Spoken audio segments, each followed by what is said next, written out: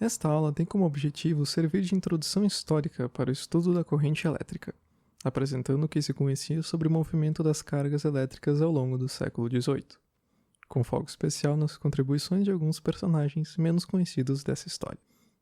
Conhecimentos prévios que seriam importantes ter antes dessa aula são os conceitos de carga elétrica, elétron, processo de eletrização, fluido e o iluminíssimo.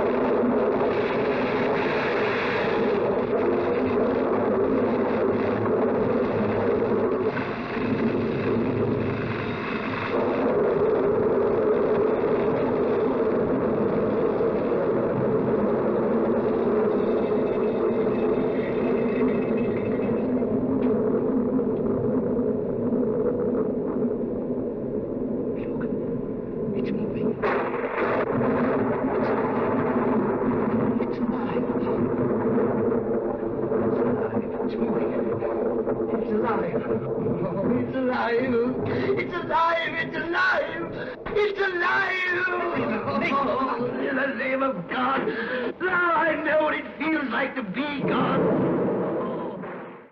Uma coisa legal das ficções científicas é que elas discutem temas que dizem a respeito da sociedade ou de comportamentos individuais, a partir de situações com uma ciência ou tecnologia futurista.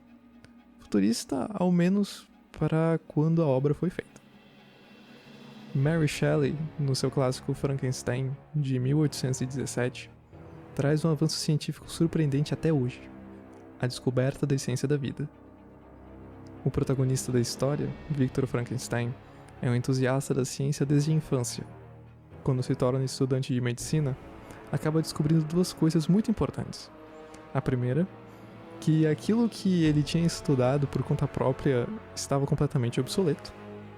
E a segunda, que a ciência era ainda mais maravilhosa do que ele achava. E olhe que a expectativa dele já era alta. É nesse maravilhamento que Victor decide ir atrás do segredo da vida. E com isso em mãos, animar uma criatura semelhante ao ser humano. O resultado desse empenho foi um arrependimento que ele carregou pelo resto da vida, acreditando que a dedicação ao trabalho teria impedido a moralidade de agir e parar aquilo antes que ficasse pronto. E qual o segredo para a vida? Ou melhor, para a animação de matéria inerte? O livro não conta. E essa ideia de que foi a eletricidade que deu vida ao monstro foi uma adaptação dos cinemas. Uma adaptação anterior, ainda em cinema mudo, mostra o elixir da vida como uma mistura feita em uma panela e que depois Victor derrama no material que... magicamente gera o monstro. Mas convenhamos que a eletricidade tem um visual muito mais da hora.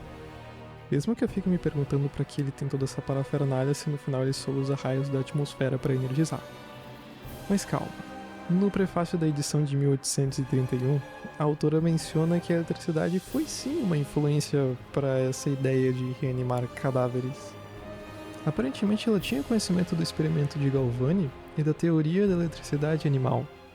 Fato é que Galvani, com eletricidade, fez os mortos se moverem. E para entender como isso aconteceu, vamos voltar para as bases do Galvani e lembrar um pouquinho da história da eletricidade. Século XVIII. O que já se sabia de eletricidade até aqui? Bem, a eletricidade já era conhecida desde a antiguidade. Por exemplo, o filósofo grego Tales de Mileto registrou a existência de um material, o âmbar, que atraía pequenos objetos depois de ser esfregado em algumas superfícies. Mas o conhecimento sobre a natureza desses fenômenos, o porquê eles acontecem, ainda estava longe de ser conhecido. É no próprio século XVIII, quando começam a surgir teorias um pouco mais robustas sobre o que era de fato a eletricidade. Época do Iluminismo, e as ciências chamavam cada vez mais atenção. tanto do público experiente quanto do leigo, através de aulas públicas ou mesmo apresentações lúdicas. E nesse contexto, os fenômenos elétricos se destacavam muito pelos seus efeitos de atração sem contato e os choquezinhos, né? Um cientista que contribuiu para o estudo da eletricidade foi o próprio Isaac Newton, que em sua obra Ótica propõe que a eletricidade poderia atuar em distâncias invisíveis ao olho humano. Além disso, na sua obra Principia, os princípios matemáticos da filosofia natural, ele faz mais especulações sobre um, entre aspas, espírito, que seria responsável pela união das partículas dos corpos, e também do comportamento dos corpos eletrificados, pelo comportamento da luz e pelo funcionamento dos nervos, tanto para gerar sensações como para o movimento. Newton não se destacou por trabalhar com eletricidade, mas é inegável que as suas teorias e as suposições que ele fez partindo de outras áreas do conhecimento foram usadas como base ou motivação para teorias sobre eletricidade que ainda estavam por vir. Outra contribuição importante veio de Charles François Dufay, ou Dufay, Charles-François Dufay, que em 1733 repetiu experimentos elaborados por Stephen Gray para o estudo da eletricidade e concluiu o que chamou de princípios da eletricidade. Corpos eletrizados tendem a atrair corpos não eletrizados e repelir corpos eletrizados. E a existência de duas eletricidades distintas, a vítrea e a resinosa, que receberam esses nomes porque eram as eletricidades identificadas no vidro e nas resinas, depois de atritados. E elas funcionavam da seguinte forma: dois corpos com eletricidade vítrea ou resinosa tendem a se afastar. Mas se um deles tiver eletricidade vítrea e o outro a resinosa, então eles vão se aproximar. Hoje sabemos que um corpo eletrizado positivamente atrai o outro eletrizado negativamente. E isso não depende do material de que são feitos os corpos. Mas notem que os conceitos de eletricidade positiva e negativa ainda não existiam naquela época. Os trabalhos de Dufay foram continuados por Jean-Antoine Nollet, que partiu do princípio das duas eletricidades, elaborando uma teoria em que os fenômenos elétricos eram explicados por duas correntes de fluidos. A ideia é que quando um corpo era atraído, entrava eletricidade nele, a chamada corrente afluente, ao mesmo tempo em que saía a eletricidade dele, a corrente efluente. E essas ideias foram publicadas em 1745 e foram muito bem aceitas. Porém, contudo, entretanto, todavia, mas, em 1752, o Benjamin Franklin publica sua teoria de um único fluido. Aqui, o fluido elétrico seria algo presente em todos os corpos, e quando objetos eram atritados, certa quantidade de fluido passava de um corpo para o outro, e ambos os corpos adquiriam propriedades elétricas. Aquele que recebia sendo chamado de positivo e o que cedia de negativo. Vale notar que muita gente não abandonou a teoria dos dois fluidos só porque a teoria do Franklin apareceu. E mesmo a teoria do Franklin claramente não era capaz de explicar coisas como a simples repulsão entre os corpos que ele tinha chamado de negativos. Ele só conseguia explicar dos positivos. Podemos dizer que esse foi o nascimento das chamadas cargas negativa e positiva. Só que muito diferente do que a gente conhece hoje como positivo e negativo. Começando que o elétron foi descoberto como uma partícula no início do século XX, quase 200 anos depois do Franklin vir com essas ideias. Também é importante reparar que ainda não tinham descoberto uma forma de produzir uma corrente elétrica que se mantém durante um tempo e que fosse controlada, como tem nos aparelhos eletrônicos de hoje. Na época tudo era na base da descarga elétrica, de corpos que tinham eletricidade estática acumulada.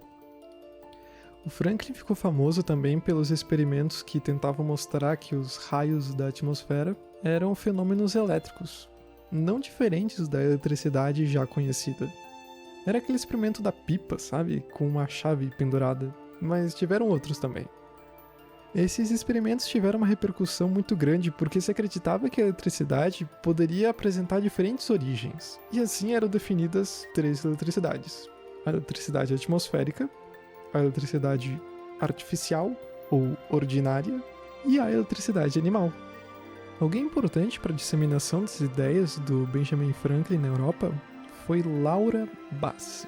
Ela é muito raramente lembrada, mas contribuiu bastante tanto na ciência quanto para discussões sociais. Então, vamos conhecer um pouco mais sobre ela. Laura Bassi nasceu em Bolonha, em 1711. Era comum naquele contexto as famílias com melhores condições financeiras oferecerem educação para as filhas, em diversas áreas, mas especialmente em línguas e teologia. A Laura, com seus professores particulares, estudou filosofia também, e se destacava muito nessa área, sendo incentivada a continuar esses estudos, a ponto de decidir se candidatar a um doutorado na Universidade de Bolonha em 1732. Ela é aprovada, tornando-se a segunda doutora e a primeira mulher a trabalhar formalmente como professora universitária. A primeira mulher a conquistar um doutorado foi Helena Piscopia, também italiana, em 1678, na Universidade de Pádua, o que trouxe discussões sobre o acesso à ciência de forma geral.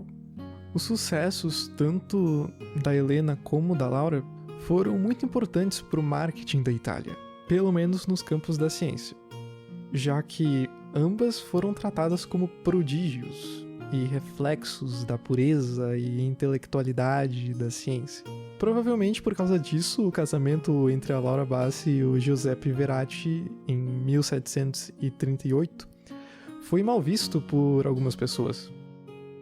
Mas essa decisão teve uma função prática bastante importante, já que agora ela podia frequentar ambientes essencialmente masculinos, que eram basicamente os ambientes da ciência, sofrendo um pouco menos de críticas. E felizmente o marido achava tranquilo que ela continuasse na carreira acadêmica. Na verdade, eles apoiavam um ao outro nesse sentido. Giuseppe Verratti era formado em medicina, mas acabou se voltando para a física, especialmente para a eletricidade.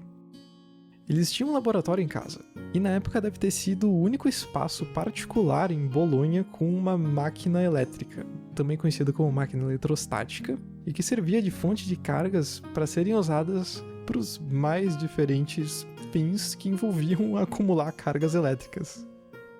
Esse laboratório serviu tanto para o estudo deles mesmos, quanto para dar aulas de física experimental, já que mesmo sendo convidada para ser professora, a Laura ainda sofria restrições para poder lecionar na universidade. Além de que as aulas de física experimental não eram o foco das universidades. E as aulas em ambientes particulares estavam ficando cada vez mais comuns, porque davam a chance dos professores abordarem temas que estavam fora dos currículos das universidades. O casal também emprestou seu laboratório para alguns amigos cientistas que precisavam fazer os seus experimentos. E todo esse serviço, oferecendo os seus recursos particulares a serviço da educação e da ciência, rendeu um aumento de salário para Laura, mas principalmente uma legião de fãs. Cientistas mandavam cópias de seus trabalhos para que ela pudesse prestigiar, dedicavam os trabalhos a ela e enviavam cartas também.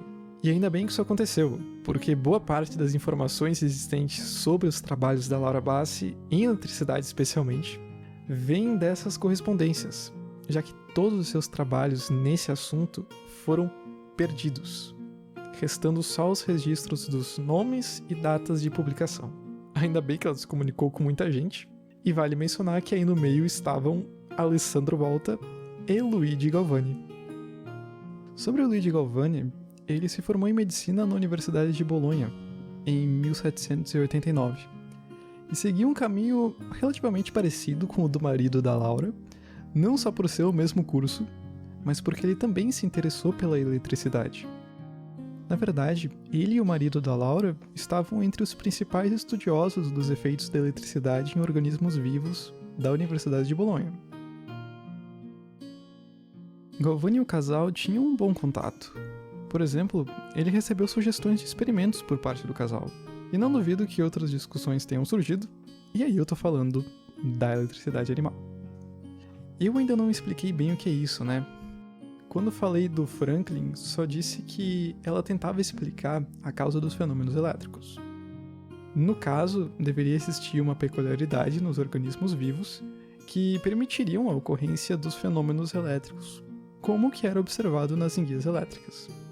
Assim como se acreditava que devia existir algo de especial na atmosfera para gerar os raios, e algo diferente nos objetos em geral para que eles pudessem ser eletrificados por atrito ou outro meio e sofrerem outros fenômenos elétricos. A ideia da eletricidade animal era muito ligada na eletricidade medicinal, que era o uso da eletricidade na tentativa de curar doenças. A eletricidade medicinal levantou questões do tipo: seria o fluido nervoso igual ao fluido elétrico? Aparentemente, ambos eram capazes de causar movimentos musculares. Joseph Priestley foi um dos defensores que ambos os fluidos eram elétricos, pois o fluido elétrico, ao entrar em um circuito, poderia se deslocar entre as partes do animal. Albrecht von Haller, por outro lado, não acreditava que os dois fluidos fossem a mesma coisa. Para ele, o fluido nervoso certamente vinha da comida, coisa que o Priestley também acreditava, e justamente por isso não poderia ser composto de cargas elétricas. O casal Lara e Giuseppe, por exemplo, apoiavam o Haller, e quem acreditava na eletricidade animal preferia o Priestley, já que na teoria do Priestley, o corpo dos animais seria capaz de gerar eletricidade. Mas os dois tinham muitos apoiadores, até que chegou o experimento do Galvani. Pelo menos desde 1782, o Galvani estava trabalhando com Hus para tentar entender o funcionamento dos nervos. E como ele acreditava que os nervos tinham uma ligação com a eletricidade, os seus experimentos envolviam fazer rãs, vivas ou mortas, se mexerem dando choques nelas. E o monstro Frankenstein da vida real se parece muito mais com isso. Ou com isso. Essa pintura é uma representação do Galvani fazendo algumas demonstrações com patas de rãs. Aquela roda ali atrás é uma máquina eletrostática, usada para gerar cargas e eletrocutar as rãs. Provavelmente quem está ali manipulando a máquina é o sobrinho do Galvani, que ficou conhecido por ser o assistente do Galvani e continuar os trabalhos dele depois que o Galvani faleceu. E a outra personagem, a única que por algum motivo não está usando marrom, e tem o lado esquerdo do corpo iluminado mesmo que a luz esteja vindo da direita, é a esposa do Galvani, a Lucia Galeazzi, ou Galeazzi. Ela era filha de um dos professores de medicina do Galvani, e recebeu, assim como Laura Bassi, aquela educação que tradicionalmente recebiam as jovens de alta classe da época. Também é mais conhecida por ser assistente de laboratório do marido, mesmo que ela tivesse uma formação em medicina boa o suficiente para se tornar professora em 1775, também na Universidade de Bolonha. Talvez seja falta de registro, mas a contribuição que ela teve para esses trabalhos do Galvani me pareceu bastante subestimada. Em 1786, Galvani e companhia fizeram uma descoberta surpreendente. Se foi por acaso ou não, eu não sei. E encontrei pelo menos umas 3 histórias diferentes sobre como isso aconteceu. Mas fato é que, num belo dia, alguém usou um par de pinças de metal, prendeu uma delas no nervo de uma das patas de rã e a outra no músculo da mesma pata. E o que se observou foi que, sem nenhum aparelho que pudesse oferecer cargas elétricas, a pata começou a se mexer. O experimento ficou muito famoso, até porque muitas demonstrações públicas de ciências usaram esse experimento por ser muito surpreendente. Mas foi 5 anos depois, em 1791, que Galvani publicou De Viribus Electricitatis in Moto Musculare Commentarius, onde ele trazia mais detalhes para a elaboração dos experimentos com as rãs e uma explicação para os espasmos observados. De acordo com ele, a única explicação era a eletricidade animal, que não era bem uma surpresa vindo do Galvani, porque já fazia anos que ele apoiava essa teoria. Alessandro Volta usou o De Viribus para reproduzir algumas experiências do Galvani, e no começo ele até acreditava na eletricidade animal, mas na medida que ele avançava nas reproduções, acabou levando o foco para um ponto diferente do Galvani. Galvani acreditava que a corrente elétrica que causava os espasmos seria possível somente por causa das cargas elétricas no animal e o fato do organismo animal ser capaz de manter um desequilíbrio de cargas que possibilitasse os fenômenos elétricos. O Volta, fazendo os mesmos experimentos, concluiu que o que causava a corrente não era o animal, mas o metal das pinças. Uma evidência que pesou bastante para essa conclusão foi notar que os espasmos eram mais fortes se as pinças tinham materiais diferentes, coisa que o Galvani também notou, mas para ele isso não era tão importante. A partir daí começou uma discussão entre os dois cientistas, um defendendo a eletricidade animal e o outro dizendo que era eletricidade artificial. Uma discussão recheada de experimentos que cada um usava para corroborar o seu próprio ponto de vista. Nem sempre os experimentos eram efetivos na defesa de um único ponto de vista, e um exemplo é o próprio experimento inicial com as pinças, que foram usados tanto para defender como atacar a eletricidade animal.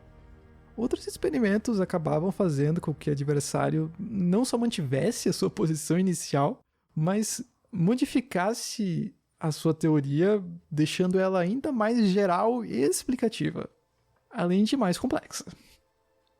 Como é o caso do experimento do Galvani, que fez uma perna de rã se mexer encostando o nervo no músculo, sem nenhum outro material que pudesse interferir na condução da eletricidade.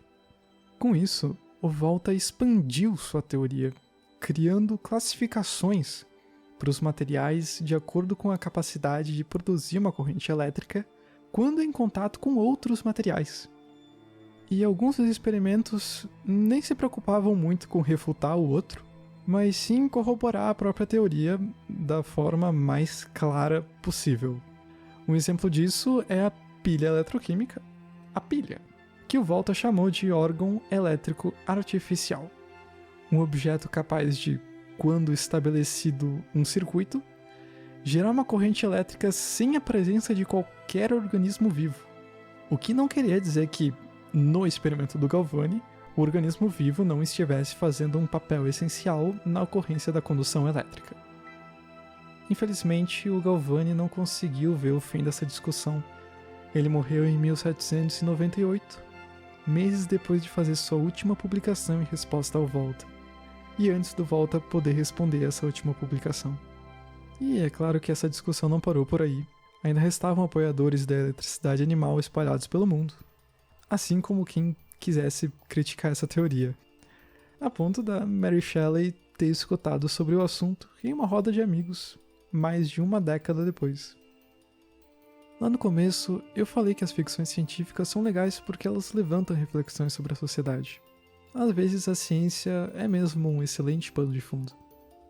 A gente percorreu um século de história.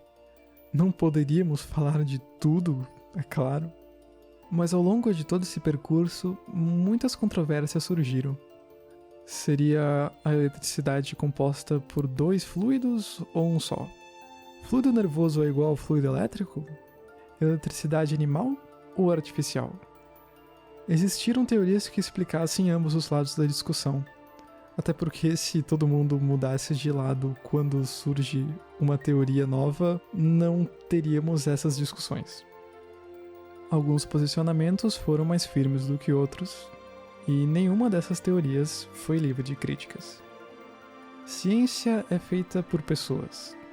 Isso inclui quem auxilia em um experimento, quem estabelece contatos, quem dissemina as informações, seja por jornais científicos populares ou nas aulas e demonstrações públicas, e quem oferece seus recursos para ajudar em pesquisas, seja porque os registros nunca existiram ou porque foram destruídos, seja porque gastamos todo o tempo falando de pessoas que tiveram ideias, entre aspas, mais importantes.